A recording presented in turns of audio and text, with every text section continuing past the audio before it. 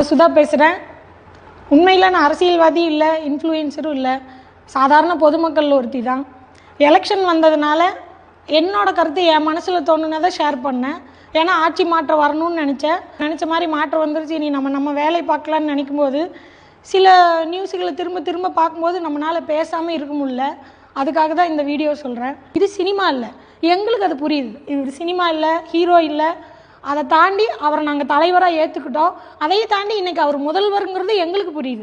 ஆனால் யார் ரசிகர்களுக்காக ஓட்டு போட்டோன்னு பேசுனீங்களோ நீங்கள் தான் இன்னும் அவரை ஹீரோவாகவே நினச்சிட்டு இருக்கிறீங்க. உங்களுக்கு அப்போ எந்த அளவு அவரை பிடிக்கும்னா நீங்கள் இன்னும் அவரோட ரசிகராகவே இருப்பீங்க. இன்னும் கொஞ்ச நாள் வெயிட் பண்ணுங்கள். யார் யார் லஞ்சம் வாங்கினானுங்க, ஊழல் வாங்கினானுங்க, மக்களை ஏமாத்தினானுங்க எல்லாம் தெரிஞ்சிடும். அப்போ அவங்களையெல்லாம் விசாரணையே இல்லாமல் தலைகீழ பாலத்து கீழே கட்டி தொங்க விட்டு தலையை வெட்டிடலாமா? அப்போ இதே குரல் எழுப்புவீங்களா? சொல்லுங்கள். அது மட்டும் சட்டப்படி தானே நடக்கணும். ஏன்னா நீங்கள் வாய்தா வாங்கி கோர்ட்டுக்கு மேலே மறுபடியும் அப்பீல் பண்ணி நீங்கள் தண்டனையிலேருந்து தப்பிக்கிறதுக்கு என்னென்ன வழி அதையெல்லாம் பார்ப்பீங்கள்ல. அதே மாதிரி தான் இதுவும். இங்கே சட்டத்தை மீறி யாருமே நடக்க முடியாது. அது முதலமைச்சராக இருக்கிறவருக்கு இன்னும் அதிகமான பொறுப்பு இருக்குது. உங்கள் மனசில் நினைக்கிறதையெல்லாம் அவர் செய்ய முடியாது. அவருக்கு அந்த பதவி கொடுத்துருக்கோம். அந்த பதவிக்கு உட்பட்டு அவர் என்னென்ன செய்யணுமோ செய்வார். எதுக்குமே அவசரப்படாதீங்க, பொறுமையாக இருங்க. வேணும்னே நிறையா பேர் இந்த பிரச்சனையை கிளப்பிட்டு இருக்காங்க. அதை ஒன்றுமே பண்ண முடியாது. அவங்க தோற்று போன விரக்தியில் இருக்கிறாங்க. என்னடா கிடைக்கும், என்னடா பேசி இவன் மேலே சாயத்தை போட்டு இடைத்தேர்தலையாவது நம்ம ஜெயிச்சிட முடியுமா அப்படின்னு போராடுறாங்க. அவங்கள பார்த்தா பாவமாக தான் இருக்குது. ஆனால் என்ன செய்யுது? ஏன்னா இவங்க என்ன பண்ணாலும் அது மக்களுக்கு புரிச்சிருது. அதுதான் பிரச்சனை. இவங்களை என்னென்னவோ செஞ்சு ஏமாத்திடலான்னு நினைக்கிறாங்க. ஆனால் நீங்கள் என்ன பண்ணாலும் இதுக்கு தான் செய்கிறீங்கன்னு மக்களுக்கு புரிஞ்சிருது. அதுதான் பிரச்சனை. உண்மையில் ஒவ்வொன்றுக்கும் வந்து எங்களால் வீடியோ போட்டுட்டும் இருக்க முடியாது.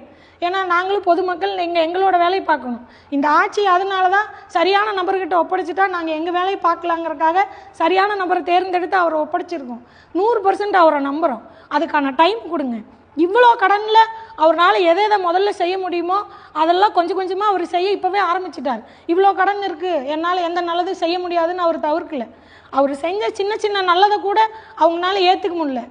இவன் ரொம்ப இன்னும் நல்ல பேர் ஆயிருமோன்னு உடனே இந்த பிரச்சனையெல்லாம் கிளப்ப ஆரம்பிச்சிட்டாங்க. இந்த நிறையா பிரச்சனையை கிளம்புறதுக்கு பின்னாடி கூட எதிர்கட்சிகளோட சதி இருக்கலாம். எதிர்கட்சியாக இருக்கிற வரைக்கும் பிரச்சனை இல்லை. இவங்க எதிரி கட்சியாக செயல்படணும்னு நினைக்கிறாங்க. அங்கே தான் பிரச்சனையே. மக்களே என்ன வேணால் நடக்கலாம். இந்த ஆட்சி மேலே தப்பான பழியை போடுறதுக்காக நீங்களும் உஷாராக இருங்க, எச்சரிக்கையாக இருங்க. உங்களை சுற்றி என்ன நடக்குதுன்னு கவனிங்க, தெளிவாக கவனிங்க, அமைதியாக கவனிங்க. அமைதியாக குழம்புன குட்டையில் தான் மீன் பிடிக்கும்னு நினைப்பாங்க. தெளிவாக இருக்கிற குளத்தில் யாராலையும் மீன் பிடிக்க முடியாது. அதனால் நீங்கள் தெளிவாக உங்களை சுற்றி என்ன நடக்குதுன்னு கவனிங்க.